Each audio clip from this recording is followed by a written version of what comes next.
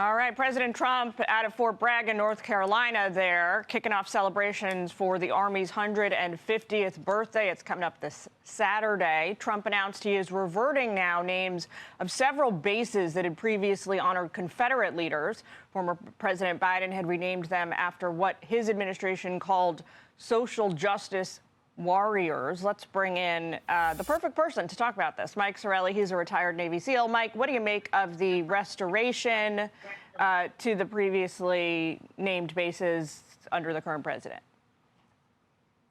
You know, that is part of our history. Thank God that President Trump reversed it. Us as veterans still responded to it or referred to it as Fort Bragg or Fort Hood. So this is much needed. I'll tell you this, Gillian, in my 20 years, I've never seen a military audience more electrified than yesterday.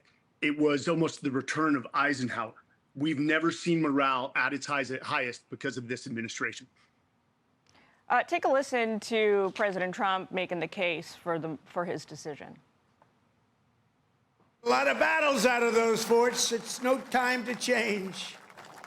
And I'm superstitious. You know, I like to keep it going, right? I'm very superstitious. We want to keep it going. So, you know, he says it's superstition. What do you make of that? It's part of our history. He understands that.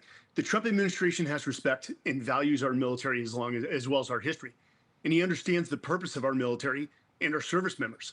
So this was seen and heard by our current military forces, and it's well received. So again, I applaud the president for making this decision, regardless of what the naysayers will say. If they haven't served, quite frankly, I don't care.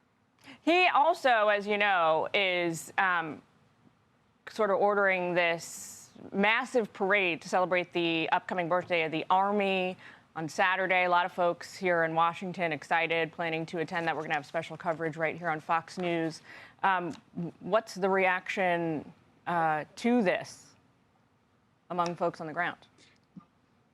Gillian, I'll tell you this. I have more friends, Army brethren. I served in the Marine Corps and the Navy, was saved more than I can count times by the Army. I have more friends hanging out to D.C. to take part in this celebration. The Army has defended our freedoms in our nation. They've answered the call for over 250 years. While this may fall on President Trump's birthday, this is about our military service members.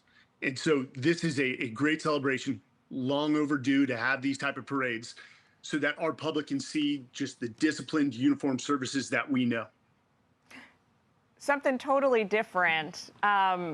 This caught our eye. The Director of National Intelligence warning of nuclear annihilation. Take a listen to Tulsi Gabbard. Want to get your response. As we stand here today, closer to the brink of nuclear annihilation than ever before, political elite and warmongers are carelessly fomenting fear and tensions between nuclear powers. We must reject this path to nuclear war and work toward a world where no one has to live in fear of a nuclear holocaust.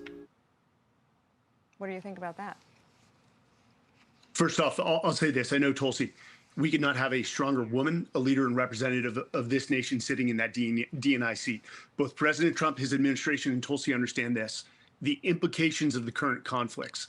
They are fighting against the military-industrial complex, the globalists, and even the warmongers to prevent a nuclear holocaust, which could come out of the Ukraine-Russia war.